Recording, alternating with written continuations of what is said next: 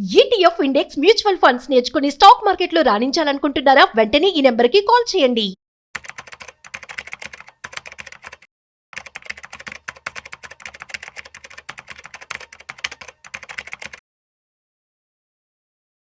నమస్తే సుందరరామరెడ్డి గారు. నమస్తే. సుందరరామరెడ్డి గారు, వీకెండ్లో అదానీ ఇష్యూ మార్కెట్ని ఒక షేక్ చేసేసింది Yeah. నిన్న, నిజంగా చెప్పాలంటే. Yeah. అసలు ఇష్యూ ఏంటండి, ఏం జరిగింది?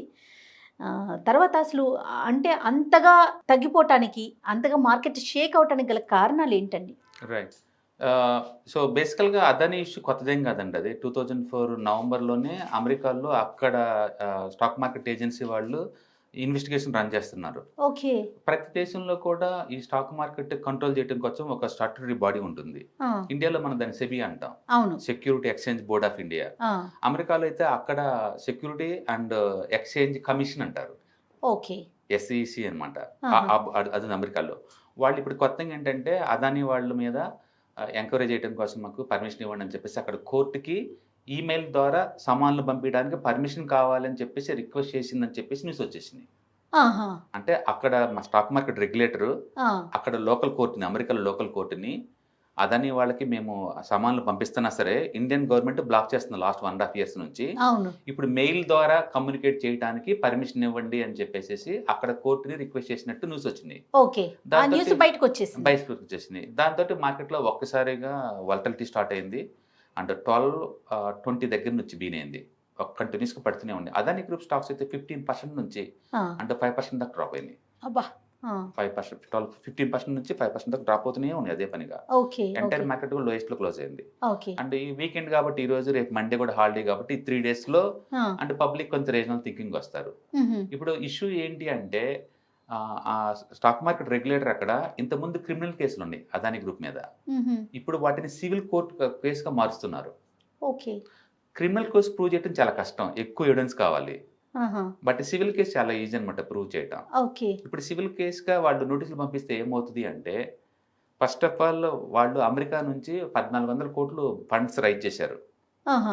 ఎప్పుడైనా మనం ఎక్కడైనా ఫండ్ రైజ్ చేసేటప్పుడు కొన్ని డాక్యుమెంట్స్ సబ్మిట్ చేస్తాం. అవునండి. అలాగే వీళ్ళు కూడా డాక్యుమెంట్స్లో ఏంటంటే మా దగ్గర strong anti corruption activities run అవుతాయి, మేము చాలా హానెస్ట్గా ఉంటాము. ఎవరు? మన అదానీ గ్రూప్. అదాని గ్రూప్ ప్రతి ఒక్కళ్ళు లీగల్ మనం లోన్ తీసుకున్నప్పుడు బ్యాంక్ సబ్మిట్ చేస్తాం కదా మనం, అవునవును. అట్లనే వాళ్ళు కూడా సబ్మిట్ చేశారు. ఓకే. ఇప్పుడు సివిల్ కేసుగా మార్చడం ద్వారా ఏంటంటే మీరు ఈ క్లాస్ యాంటీ కరప్షన్ అని ఉంది, ఇది బట్ మీరు ఇండియాలో feel మీ చేయలేదు. మీద ఇండియాలో మీ మీద ఆల్రెడీ 2140 కోట్లు కేసు ఒకటి నడుస్తుంది. ఓకే. ఆ విషయం మా వాళ్ళకి చెప్పకుండా ఫండ్స్ రైజ్ చేశారు. మ్హూ. మా డబ్బుల్ని ఆ బ్రైబరీ కోసం మీరు వాడారు. మ్హూ. అమెరికన్ ఇన్వెస్టర్ల దగ్గర నుంచి మనీ కలెక్ట్ చేసిన మనీని 1400 కోట్లని ఆ బ్రైబరీ పే చేయడం కోసం మీరు వాడారు అని చెప్పేసి ఆ ఇన్వెస్టిగేషన్ మళ్ళీ కొత్తగా స్టార్ట్ చేయడానికి పర్మిషన్ కోసం వాళ్ళు అక్కడ కోర్టును అడుగుతున్నారు వాళ్ళు. ఓకే. దీనికి ఎంత టైం పట్టే అవకాశం ఉందండి? ఒకవేళ ప్రూవ్ అయితే గనక ఆ. దాని ప్రభావం మన మార్కెట్ మీద ఎలా ఉండొచ్చు అంటారు? ఫస్ట్ ఆఫ్ ఆల్ ఇది పాత కేసు 2024ది. ఓకే. అంతకుముందు ఆల్రెడీ మన సెబీ వాళ్ళు దాని మీద ఎంక్వైరీ చేశారు. అండ్ హిడెన్ బర్గర్లు వాళ్ళు వీటి మీద ఎలిగేషన్ చేశారు. అన్నిట్లో ఏం లేదని మ్యాటర్ ప్రూవ్ అయింది ఆల్రెడీ. మ్హూ. ఇప్పుడు కొత్తగా పాత కేసుకే వాళ్ళు కాకపోతే ఏంటంటే మెయిల్ ద్వారా కమ్యూనికేట్ చేస్తున్నారు. ఓకే. ఏదైనా ఇంటర్నేషనల్ లెవెల్లో ఎవరైనా వేరే దేశస్తుడికి మనం ఏదైనా సామాన్లు పంపించాలి అనుకోండి, డైరెక్ట్ కొరియర్ చేయడం కుదరదు, ఆ, వయా విత్ లీగల్ ద్వారా రావాలి. ఓకే. అవి అమెరికన్ గవర్నమెంట్ దగ్గర నుంచి ఇండియన్ గవర్నమెంట్కి వచ్చి అక్కడి నుంచి వ్యక్తులకు వస్తాయి అనమాట. ఓకే. అయితే ఇండియా లా డిపార్ట్మెంట్ అది ప్రాపర్ ఛానల్లో లేదని చెప్పేసి రిజెక్ట్ చేస్తున్నారు. అంతే తప్ప మోడీకి అదానికి ఫ్రెండ్షిప్ ఉంది కాబట్టి రిజెక్ట్ చేయడం అలాంటిది ఏం లేదండి. ఈ వార్త కూడా వింటాం. అలా ఉండదు. ఏదైనా ప్రాపర్ ఛానల్లో ఉండాలి. మీరు ఏదైనా లీగల్ నోటీస్ పంపిస్తున్నారు అనుకోండి వేరే కంట్రీకి, మనం పోయేటప్పుడు అక్కడ జస్టిస్ ఛానల్కి వెళ్ళిపోద్ది. లా ఆఫ్ జస్టిస్ అని ఒక డిపార్ట్మెంట్ ఉంటుంది కదా, వాళ్ళకి వెళ్ళి ఇది ప్రాపర్ ఛానల్లో వచ్చిందా లేదని చెప్పేసి స్క్రూటినీ చేసి ఓకే అయితే అలో చేస్తారనమాట. అది ప్రాపర్ ఛానల్లో లేదని చెప్పేసి మన వాళ్ళు బ్లాక్ చేస్తున్నారు. సో కాబట్టి వాళ్ళు మెయిల్స్ రూపంలో మెయిల్ రూపంలో ఇప్పుడు పంపిపోతున్నారు అనే న్యూస్ బయటకు వచ్చింది. ఓకే. ఇది బయటకు వస్తే ఏమవుతుందంటే ఫస్ట్ ఆఫ్ ఆల్ ఇంతకుముందు క్రిమినల్ కేసు కాస్తే ఇప్పుడు సివిల్ కేసుగా మారుతుంది. అవును. కానీ ఇప్పుడు దొరకడం చాలా ఈజీ, ఎందుకంటే నువ్వు యాంటీ కరప్షన్ యాక్టివిటీస్ మీరు రన్ చేయమని చెప్పి దాంట్లో క్లియర్గా చెప్పారు. బట్ ఇండియాలో మీ మీద ఆల్రెడీ కేసు ఉంది. ఓకే. కేసు ఏంటంటే ఇంతకుముందు వీళ్ళు టారెస్ సోలార్స్ని గవర్నమెంట్కి అమ్ముదామని చెప్పేసి ఒక అగ్రిమెంట్ చేసుకున్నారు. బట్ వీళ్ళు కోట్ చేసిన ప్రైస్ చాలా ఎక్కువ ఉందన్నమాట. అందుకని ఆ కంపెనీ వాళ్ళు సోలార్ ఎనర్జీని అమ్మలేకపోయారు. అప్పుడు వీళ్ళు ఏం చేశారంటే స్టేట్ గవర్నమెంట్ వాళ్ళకి లంచాలు ఇచ్చి కొనిచ్చారు ఎక్కువ రేటు దగ్గర అని చెప్పి రూమర్ అనమాట. అప్పట్లో వైఎస్ఆర్సీపీ గవర్నమెంట్ వాళ్ళు ఉండగా వాళ్ళకి 1700 కోట్లు అప్పిచ్చి లంచం ఇచ్చి అదని వాళ్ళకి ఎక్కువ రేటుకే ఎలక్ట్రిసిటీ ఛార్జెస్ చేసి అమ్మారు అని చెప్పేసి రూమర్ అనమాట. రూమర్ ఉంది. రూమర్ అంతే. అది ప్రూవ్ అయిన విషయం ఎక్కడా లేదు. సెబీ వాళ్ళు కూడా చేశారు, అది దాని మీద ఇన్వెస్టిగేషన్ చేశారు, అలాంటిది ఏం లేదన్నారు. ఓకే. ఇప్పుడు అమెరికాలో ఎంక్వైరీ నడుస్తుంది. ఆ ఎంక్వైరీకి ఇంతకుముందు పోర్టలేదు కాబట్టి ప్రాపర్ ఛానల్లో ఇప్పుడు దాన్ని సివిల్ కేసుగా మార్చి ఈ మెయిల్ ద్వారా పంపించడానికి కోసం పర్మిషన్ అడిగారు అంతే. ఓకే. ఆ ఒక్క సెంటిమెంట్ దాంట్లో మార్కెట్ ఒక్కసారిగా నెగిటివ్ రియాక్ట్ అయింది. ఎందుకు నెగిటివ్ రియాక్ట్ అయిందంటే, ఒకటి, క్రిమినల్ నుంచి నువ్వు సివిల్ గా మార్చారు. సివిల్ గా మార్చితే ప్రూవ్ చేయడం చాలా ఈజీ. ఓకే. రెండోది, ఇంటర్నేషనల్ రిప్యుటేషన్ దెబ్బతింటది. ఇండియాలో ఒక corporate group, leading corporate group ఇలాంటి యాక్టివిటీస్ చేసిద్దంట ప్రూవ్ అయినా లేదా సెకండరీ అదంతా స్ప్రెడ్ అయితే అవుతుంది. ఇండియా ఇప్పుడు 7.5 జీడిపి గ్రోత్ తోటి వరల్డ్ మొత్తం మీద ఇంటర్నేషనల్ ఇన్వెస్టర్ అట్రాక్ట్ చేస్తుంది. ఈ టైంలో ఇలాంటి న్యూస్ వస్తే ఫర్దర్ ఎవరైనా ఫండ్ రైజ్ చేయాలంటే గ్లోబల్ లెవెల్లో కష్టం. రైట్. ఓకే. అండ్ మూడోది, ఇప్పుడు అమెరికాలో ఏదన్నా అసెట్స్ ఉన్నాయి అనుకోండి, ఫ్రీజ్ చేస్తారు ఈ వంకతోటి. ఇప్పుడు అదాని గ్రూప్స్ అసెట్స్ ఏదైనా ఉన్నాయి అనుకోండి, ఇన్వెస్టిగేషన్ అయిపోయేంత వరకు మేము టెంపరీగా ఫ్రీజ్ చేస్తాను అన్నారు అనుకోండి, ఫ్రీజ్ అయిపోతాయి అసెట్స్ అని తిరిగి రావు. ట్రావెల్ బ్యాన్ పెడతారు. అదానికి ఆ గ్రూప్ సంబంధించిన ఏ ఎగ్జిక్యూటివ్స్ కూడా ఇంటర్నేషనల్ ట్రావెల్ చేయడానికి వీల్లేదని చెప్పేసి బ్యాన్ లో పెట్టచ్చు. ఇలాంటి ఏదైనా జరగచ్చు. అందుకని ఇది ఏదైనా పెద్ద డామేజ్ జరగబోతుంది అని గమనించి పెద్ద పెద్ద ఇన్వెస్టర్లు ఏం చేశారంటే, ఇండియాలో ఉన్నోళ్ళు ముందే వాళ్ళ పొజిషన్ క్లోజ్ చేసుకుని బయటకు వచ్చారు. ఎందుకంటే ఇంటర్నేషనల్ లెవెల్లో ఎన్విరాన్మెంటల్ వైజ్ క్లీన్గా ఉండాలి. అంటే ఎన్విరాన్మెంట్కి నువ్వు హాని చేసే బిజినెస్ అయి ఉండకూడదు. సోషల్గా ఎథికల్గా ఉండాలి కంపెనీ. ఎన్విరాన్మెంటల్గా, సోషల్గా, ఎథికల్గా ఉండాలి.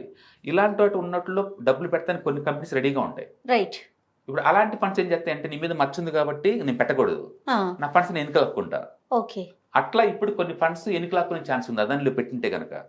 ఇండివిజువల్ ఇన్వెస్టర్ అయితే పెద్ద తేడా ఏమి ఉండదు, మన చాయిస్ కాబట్టి. ఓకే. సో దీనివల్ల మార్కెట్ కుదేలైంది కదా సామాన్యుల కంటే, చిన్న చిన్న షేర్లు ఉన్న వారికి, అలాంటి వారికి ఏమైనా ఇబ్బంది కలిగే అవకాశం ఉందంటారా? డెఫినెట్ గా. ఎందుకంటే మీరు ఏదైనా స్టాక్ జోలు పోతున్నారు అంటే చాలా రిస్క్లు ఉంటాయి బై డిఫాల్ట్. మన స్టాక్ మార్కెట్ లో ఉంటే 2 రకాల రిస్క్లు ఉంటాయి. ఒకటి, స్టాక్ స్పెసిఫిక్ రిస్క్ ఉంటుంది. ఇప్పుడు అదాని ఇష్యూ వచ్చింది కాబట్టి అదాని కంపెనీ గ్రూప్ సంబంధించి ప్రాబ్లం వచ్చింది. రెండోది మార్కెట్ రిస్క్. మార్కెట్ పడంగానే మనకి కూడా పడతాయి వితౌట్ ఎనీ రీజన్స్. ఇప్పుడు స్టాక్ జోలు పోతేనేమో 2 రిస్క్లు భరించాలి. అండ్ అదే నాకు ETFs, index funds, mutual fund జోలు వెళ్ళాం అనుకోండి, స్టాక్ స్పెసిఫిక్ రిస్క్ నా దగ్గర లేదు, ఓన్లీ మార్కెట్ రిస్క్ ఒకటే ఉంది. But market long term point పైకే పోద్ది కదా. అందుకని మీరు ఎప్పుడైనా స్టాక్ జోలు పోతున్నారు అంటే ఒకటి గుర్తుపెట్టుకోవాలి, మనం టూ మచ్ రిస్క్ పనులు చేస్తున్నాం. Not only company specific risk, overall market risk భరించాలా, స్టాక్ స్పెసిఫిక్ రిస్క్ భరించాలా. స్టాక్స్ ఉంటే ఏమవుతుందంటే, జిఎస్టీ నోటీస్ వచ్చింది అనుకోండి, గుడ్డో బ్యాడో మనకు తెలీదు, ముందైతే మార్కెట్ కొలాప్స్ అయిపోద్ది. ఇన్కమ్ ట్యాక్స్ నోటీస్ వచ్చింది, పడిపోతాయి. గవర్నమెంట్ పాలసీలు మార్చారు, పడిపోతాయి. అంటే వేరే ఇంటర్నేషనల్ ఏదైనా అలిగేషన్స్ వచ్చినాయి, పడిపోతారు. ఇలా రకరకాల రీజన్తో పడిపోవచ్చు. ఒక క్వార్టర్ రిజల్ట్స్ బాగాలేకపోయినా పడిపోతాయి. ఇన్నిట్లో తట్టుకుని అది నిలబడాలా. ప్లస్ ఎక్స్టర్నల్ ఎన్విరాన్మెంట్ బాగాలేదనుకోండి, మార్కెట్ బాగాలేదనుకోండి, మళ్ళీ పడిపోతావు నువ్వు. అందుకని 2 టైప్ ఆఫ్ రిస్క్ భరించాల్సి ఉంటుంది. అందుకని స్టాక్స్ లో ఇన్వెస్ట్ చేసే వాళ్ళకి పెయిన్ ఎక్కువ, గెయిన్ ఎక్కువ. నాకు అలా వద్దు అనుకున్నాం అనుకోండి, మనం ఒక స్టాక్ కాకుండా కపుల్ ఆఫ్ స్టాక్స్ ఒక ప్యాక్ లా దొరికే తీసుకున్నాం అనుకోండి, like ETFs, index funds, mutual funds, risk తక్కువ ఉంటుంది. ఇట్లాంటి రిస్క్ దీంట్లో ఉండదు, గెయిన్ కూడా కాస్త తక్కువే, కన్జర్వేటివ్ ఉంటుంది. ఇయర్లీ టార్గెట్ నాకు 15 to 20 కావాలనుకున్నప్పుడు స్టాక్ జోలు పోవటం వేస్ట్. ఎందుకంటే ఇంత రిస్క్ భరించలేం కదా. మీరు అనొచ్చు అదనలు ఎందుకు పెట్టాలి అని. పోనీ ఐటీసీలో పెట్టాను, ఐటీసీ నేను 20% పడింది కదా, గవర్నమెంట్ వాళ్ళు తుబాకు ట్యాక్స్ వేశారు, అది 20% డ్రాప్ అయింది. సో ఏ స్టాక్ ఎప్పుడు డ్రాప్ అవుతుందో మనం చెప్పలేదండి, అది మార్కెట్ మీద ఆధారపడి. అది very long term point of లోనే నీకు అది వర్కౌట్ అవుద్ది. ఎంత ఫండమెంటల్ సౌండ్ అయినా సరే, 10 ఏళ్ల వరకు జీరో అయిన స్టాక్స్ బోల్డ్ ఉన్నాయి, 10 సంవత్సరాల వరకు ఎలాంటి రిటర్న్స్ రాని స్టాక్స్. ఫస్ట్ ఆఫ్ ఆల్ అది 10 years కనుక రిటర్న్స్ రాకపోతే ఉంచుకునే కెపాసిటీ మనకు ఉందా లేదా క్వశ్చన్ చేసుకోవాలి. రైట్. కానీ అదాని గ్రూప్ వెంటనే నాకు ఫండింగ్ కావాలని పెడితే విత్ ఇన్ అవర్ లోనే చాలా మంది ఫండ్ చేశారని కూడా నేను విన్నానండి. అది అసలు అంటే అతను ఎందుకు వెళ్ళాడు, ఫండింగ్ ఎందుకు వెళ్ళాల్సి వచ్చింది? కంపెనీ వాళ్ళు కంపెనీ ఎక్స్పెన్స్ డబ్బులు కావాలనుకోండి, ఒకటి కొన్ని స్టాక్స్ ని పబ్లిక్ అమ్మేస్తారు, దాన్ని మనం ఐపీఓ అంటాం. అంటే ఫస్ట్ టైం పబ్లిక్ దగ్గర నుంచి మనీ తీసుకొని కంపెనీ గ్రోత్ కి హెల్ప్ అవుతుంది, అదొక పద్ధతి. రెండోది, నేను ఆల్రెడీ ఐపీఓకి వచ్చాను అనుకోండి, నాకు స్టిల్ ఇంకా ఫండ్స్ కావాలనుకోండి, అప్పులు చేయాలా. బ్యాంకుల దగ్గర అప్పులు చేస్తే 1,00,000 తనఖా పెట్టమంటారు. నేను ఆ తనఖా పెట్టే పని లేకుండా పబ్లిక్ వడ్డీకి ఆఫర్ చేశాను అనుకోండి, వాటిని ఎన్సిడి అంటారు, నాన్ కన్వర్టబుల్ డిబెంచర్స్. అప్పుడు స్టాక్స్ సంబంధం లేదు ఇంకా. నేను కంపెనీకి వడ్డీకి ఇచ్చాను. కంపెనీ వాళ్ళు నాకు ఇన్ టైంలో మెచ్యూరిటీ అవ్వగానే నా డబ్బులు నాకు ఇస్తారు వడ్డీతో సహా. అందుకని కంపెనీ వాళ్ళు ఒకటి ఈక్విటీని అమ్మి డబ్బులు తీసుకోవచ్చు, లేదా అప్పుగా తీసుకుని డెవలప్ అవ్వచ్చు. అది కంపెనీ రిక్వైర్మెంట్ బట్టి ఉంటుంది అనమాట. ఓకే, సో అలా వెళ్ళారు అదాని పవర్లో మనం వెళ్ళేసి 7,500 కోట్లు కలెక్ట్ చేస్తే జస్ట్ 45 మినిట్స్లోనే అమ్ముడుపోయినాయి అన్ని. అందరూ ఇండియాలో మ్యూచువల్ ఫండ్స్, ఎఫ్ఐఎస్, డిఎస్ అందరూ ఇండియాలో మొత్తం కొనేసారు బాగా దాన్ని. అంటే కంపెనీ ఫండమెంటల్ వెరీ స్ట్రాంగ్ ఉంది. బట్ అగైన్ ఇలాంటి ఎలిగేషన్ వచ్చినప్పుడు స్టాక్ షేక్ అవుతా ఉంటాయి. అందుకని అదాన్ని మొదటి నుంచి కూడా బీజేపీ తోటి ఫేవర్ గా ఉండటం వల్ల ఏంటంటే క్లోజ్ గా ఉండటం వల్ల మొదటి నుంచి కూడా ఇలాంటి ఎలిగేషన్స్ ఫ్రీక్వెన్సీ కొత్తనే ఉన్నాయి. బట్ ఒక విషయం గుర్తుపెట్టుకోవాలి, ఆ గ్రూప్ స్టాక్స్ అన్ని వెరీ స్ట్రాంగ్ అంటే ఫండమెంటల్ వెరీ సౌండ్ అండ్ బాగా గ్రో అవుతున్నాయి. దీన్ని మనం పొలిటికల్ యాంగిల్లో చూడాల్సిన అవసరం లేదు. ఏ యాంగిల్లో చూడాల్సిన అవసరం లేదు. ఎండ్ ఆఫ్ డే మీరు ఇన్వెస్టర్ అనుకోండి, రిస్క్ టాలరెన్స్ ఉంటేనేమో మిగతా స్టాక్స్ లాగానే అదాన్ని ఉంచుకోవచ్చు. టాలరెన్స్ లేదనుకోండి మీరు వేరే రూట్లో అంటే ETFs, index funds, mutual fund రూట్లో పెట్టుకోండి. ఒక అనలిస్ట్ గా మీరు చెప్పండి, ఇది ఎప్పటికీ ఈ ఇష్యూ సర్దుమనికి అవకాశం ఉంది అని కోర్టు సంగతి మీకు తెలిసిందే కదా, 2 years 3 years 5 years పట్టొచ్చు. ఒకవేళ అదాన్ని రాంగ్ అని ప్రూవ్ అయింది అనుకుందాం, జైలు అయితే పెట్టరు కదా, ఎంతకంత ఫైనాన్షియల్ గా పెనాల్టీ ఉంటుంది. సంవత్సరానికి గవర్నమెంట్ కి 78,000 కోట్లు ప్రాఫిట్ ని ట్యాక్స్ లా కడుతున్నారు వాళ్ళు. సంవత్సరానికి 78,000 కోట్ల డబ్బుని గవర్నమెంట్ కి ట్యాక్స్ లా కడుతున్నారు. అంటే సేల్స్ వాళ్ళి 2.7 lakhs కోల్స్ సేల్స్ వాళ్ళే. అంటే వరల్డ్ లోనే one of the leading technologies ఉన్న పోర్ట్స్ వాళ్ళ సొంతం, దగ్గర ఒక 20 పోర్ట్స్ వాళ్ళ సొంతం. ఇన్ఫ్రాస్ట్రక్చర్లు బోల్డ్ అని ఉన్నాయి, బాంబే ఎయిర్పోర్ట్ వాళ్ళ సొంతం. ఇలాంటి బోల్డ్ అని అసెట్స్ ఉన్నాయి వాళ్ళకి. అందుకని ఫస్ట్ కోర్టు నుంచి ఒక నోటీస్ వచ్చింది, ఇంకా ఏం అవ్వలేదండి. నోటీస్ వస్తేనే ఇంత అంత అంటే ఉక్కిరి బిక్కిరి అయిపోయి కుదేలైపోయేలాగా మార్కెట్ చాలా సెన్సిటివ్ ఇలానే ఉంటుందండి. మార్కెట్ ఎప్పుడు రూమర్స్ మీద రన్ అవుతా ఉంటుంది, దాని గ్రౌండ్స్ రియాలిటీ ఏం అవసరం లేదండి. దీనివల్ల ఫండమెంటల్ ఏమైనా జరిగిద్దంటే ఏం జరగదు. బట్ కార్పొరేట్ గవర్నెన్స్ ఇష్యూస్ అని కొన్ని ఉంటాయి, అంటే మోస్ట్ ఎథికల్ గా నువ్వు ఉండాలా. ఇలాంటి ఇష్యూస్ దూరంగా ఉంటే బెటర్ అనమాట. అది మనకి మన కంట్రీకి కూడా మంచిది కదండి. అందుకని ఏదన్నా కార్పొరేట్ గ్రూప్ వాళ్ళు, బిజినెస్ గ్రూప్ వాళ్ళు పొలిటికల్ లీడర్తో క్లోజ్ గా ఉండకూడదు. ఉన్నా అది బిహైండ్ ద సీన్స్ ఉండాలి తప్ప ఓపెన్ గా ఉండకూడదు. ఓపెన్ గా ఉండటం వల్ల ఏంటంటే ఇలాంటి ఎలిగేషన్స్ వస్తా ఉంటాయి. ఇది రైట్ రాంగ్ మనకు తెలియదు. బట్ ఎండ్ ఆఫ్ ద నిన్న ఒక్కరోజు 1.4 lakh crore లాస్ అయ్యారు అదాని గ్రూప్ లో పెట్టిన ఇన్వెస్టర్స్. నిన్న ఒక్కరోజు వాల్యుయేషన్ 1.4 lakhs crores అండి. అంటే 1.5 లక్షల కోట్లు అంటే ఊహించుకోండి ఆ పెయిన్. అవునండి. ఎందుకు అదేముందంటే జస్ట్ నోటీసు, ఇంకా ఏం ప్రూవ్ అవ్వలేదు. అయితే అది వేరే స్టోరీ. కానీ క్రిమినల్ కేసు నుంచి సివిల్ కోర్ మార్చడం అనేది చాలా ట్విస్టింగ్ పాయింట్ ఇక్కడ. ఈసారి ప్రూవ్ చేయడం ఈజీ. అండ్ రెండోది ఏంటంటే ఇంటర్నేషనల్ గా ఇండియా రిప్యుటేషన్ పోతుంది. నెక్స్ట్ టైం ఎవరైనా అమెరికా నుంచి ఫండ్స్ రైజ్ చేయాలనుకున్నారు అనుకోండి, ఇది చూపిస్తారు ఇండియాలో ఎథికల్ గా ఉండమంటే ప్రూవ్ చేయడం ట్రై చేస్తారు. బట్ మార్కెట్ ఎలా చూస్తుందంటే ఇప్పుడు ఇండియా ఇప్పుడు షైన్ అవుతుంది. దీని మీద బోల్డ్ రాళ్లు పడతా ఉంటాయి వేరే దేశాల నుంచి, అందులో పార్టీ అని అలా అనుకుంటుంది మార్కెట్.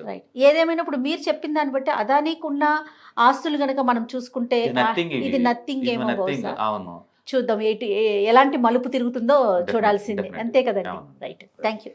హాయ్. ఈ మంత్ ఈ 3 రోజుల్లో అంటే సాటర్డే, సండే, మండే ఈ 3 రోజుల్లో ETFs, index funds, mutual funds గురించి ఎలా సెలెక్ట్ చేసుకోవాలి, ఎలా ఇన్వెస్ట్ చేయాలి, బెస్ట్ వాటికి ఎలా చూస్ చేసుకోవాలి, వీటి మీద ఈ 3 days వెబినార్ జరగబోతుంది ఆన్లైన్ లో. అండ్ ఇంట్రెస్ట్ ఉన్న పార్టిసిపెంట్స్ ఈ కింద స్క్రోల్ అవుతున్న నెంబర్ కి కాల్ చేసుకోండి. దీంట్లో ఎప్పటిలాగానే మ్యూచువల్ ఫండ్స్ ని బెస్ట్ వాటిని ఎలా పిక్ చేసుకోవాలి, different type of mutual funds అంటే ఏంటి, ఇవన్నీ, అలాగే ఈటీఎఫ్స్ కొత్తగా వచ్చిన ఈటీఎఫ్స్ ను వాటిని ఎక్కడ ట్రాక్ చేసుకోవాలి, ఎలా ఇన్వెస్ట్ చేసుకోవాలి, ఇండెక్స్ ఫండ్స్ కూడా ఇలా మొత్తం మీకు కాంప్రహెన్సివ్ గా డిస్కస్ చేయబడుతుంది. అలాగే ఎవరైనా మ్యూచువల్ ఫండ్ డిస్ట్రిబ్యూటర్ అవ్వాలి అనుకున్న వాళ్ళకి వాటి గైడెన్స్ కూడా ఈ ప్రోగ్రామ్ లో ఇవ్వబడుతుంది. మొత్తం టోటల్ ఇది 6 hours ప్రోగ్రామ్, 3 days ఉంటుంది.